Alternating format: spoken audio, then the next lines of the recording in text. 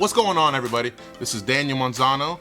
Welcome to another class. This is Inglés Americano 101, and today's class is going to be a lot different than what we've usually gone over before. We've never talked about this subject. This is going to be completely in English, and the topic is how British English is different than American English. They speak English in Britain, but some of the things that they say in English do not mean what they mean in America. They say certain things and we say certain things.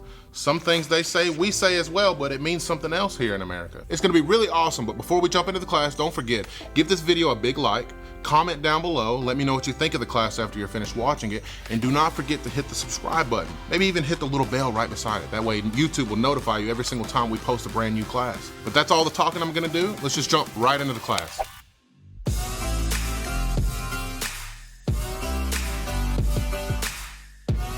So the first thing people in Britain say differently than we do here in America is, he's a few sandwiches short of a picnic. A few sandwiches short of a picnic. He's a few sandwiches short of a picnic. He's a few sandwiches short of a picnic. Or they say, dim. Dim. He's a bit dim. He's a bit dim. Dim. Now what we say here in America is, he has no common sense. He has no common sense. No common sense. So in Britain, a few sandwiches short of a picnic, or dim, he's a bit dim. In America, we say he has no common sense. No common sense. Bagsy. Bagsy. Bagsy. Bagsy. Bagsy is what British people say when they are trying to claim something. When they want to claim something to be theirs before somebody else does. So if someone says, who wants the last ice cream? If you want the last ice cream, there's only one more, and there's 3 kids here. If you want it, you better claim it. So you say, Bagsy. Bagsy. I want it. In America, we say dibs. I call dibs. I call dibs. Or, as you've heard my dad talk about before, shotgun. Shotgun. If someone wants the front seat, who wants to sit in the front seat? Me, shotgun. I call dibs. Who wants the last ice cream? Me, dibs. I call dibs. So in Britain, Bagsy.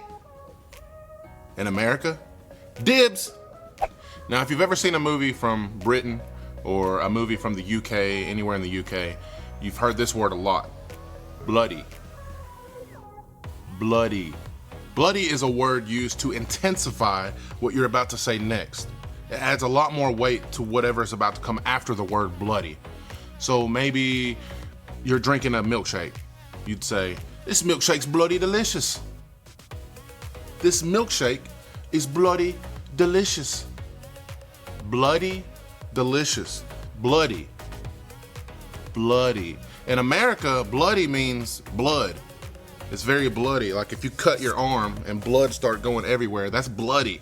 In America, if we wanted to say something close to bloody, we would say freaking or dang.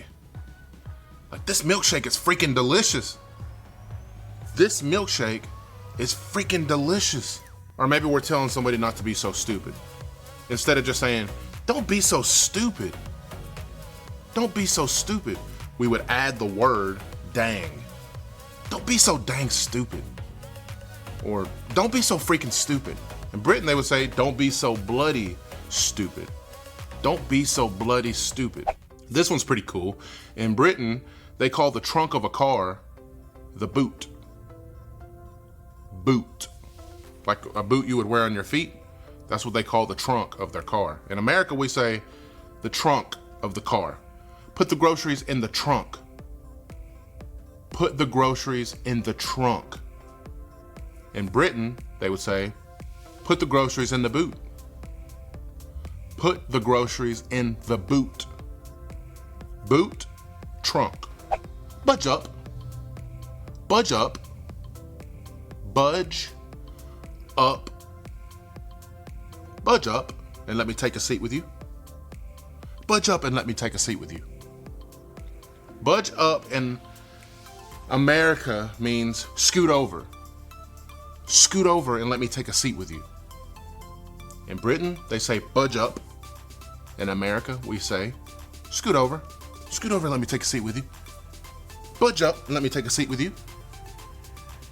Budge up, scoot over. This one's super easy. In America, we say home. Home. This is my home. Where you live, your home. In Britain, they call a home gaff. Gaff. Gaff. This is my gaff. This one's a little trickier to say because it's spelled as if it says in it. In it. In it. But it's pronounced in it. It's hot in here, isn't it? It's hot in here, isn't it? Isn't it? It's hot in here, isn't it? In America, we say isn't it? Isn't it? It's hot in here, isn't it? It's hot in here, isn't it? Britain says, isn't it? In America, isn't it? Rubbish. Rubbish. Rubbish. Rubbish in America means trash, garbage. Trash or garbage. In Britain, it's rubbish. Rubbish. Rubbish. Trash, garbage, rubbish. Now this one's way more different because the word that they use in Britain actually means something in America. They say fancy. Fancy. I think is how you pronounce it, fancy. But in America, it's fancy, fancy. To fancy something means to want something, to desire something. I fancy a really cold drink right now. I fancy a really cold drink right now. It means I desire a really cold drink right now. That's what we say in America, is to desire something or want something. I would really want a cold drink right now. That means to fancy something. But in America, fancy actually means something. So in America, if we said something is fancy, that means something's really nice or something is elegant. This is really fancy. Look at how nice these walls are. Look at these tables. Wow, how fancy. But in Britain, fancy means to want something. To want something. Fancy. This is the last one, and this is my favorite one. In America, what is an amigo? Or amiga, a friend, a friend. That's in America, we say, he's my friend. Hello, friend. In Britain, they say mate, or to pronounce it, mate. Mate. In Britain, they say mate. Hello, mate. Hello, mate. What's going on, mate? This right here is my mate. Mate is friend in America. In America, it's friend. In America, if we call somebody our mate, that means this is the person we would have a baby with. This is my wife. This is my soul mate. But in Britain, it just means a friend. Hello, mate. Want to grab a drink, mate? Maybe later, mate.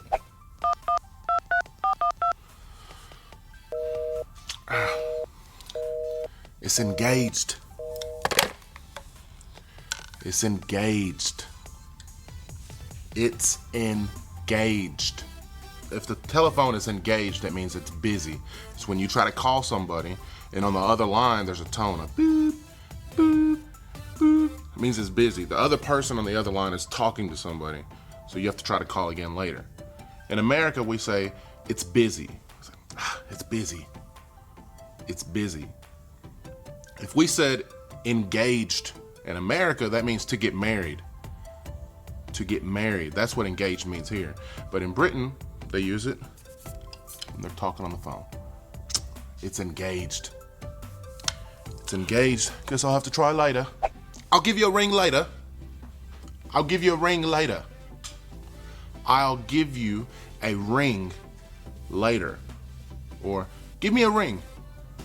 Give me a ring sometime, okay? Give me a ring some time, okay? That means to call somebody. So if you said, give me a ring, that would mean give me a call. Here in America, we would say, give me a call me. Or I'll give you a ring. I'll give you a ring means I'll give you a call. I'll give you a call. Give me a ring, give me a call. Call me, ring me, ring, call. And that is it, guys. It's that easy. Is that not crazy? In Britain, they do speak English, but there's things that they say that are way different than what we say here. I was fascinated when I did the research. I couldn't believe some of the things they said. I said, wow, that's pretty cool. So you learned something new here today, hopefully. So if you did, make sure you hit the like button. Comment down below. Let me know what you thought about the class. And don't forget to subscribe. Hit the little bell. That way you're notified every single time we post a new class. But guys, that's it for today. Hope you enjoyed the class. We'll see you on the next one.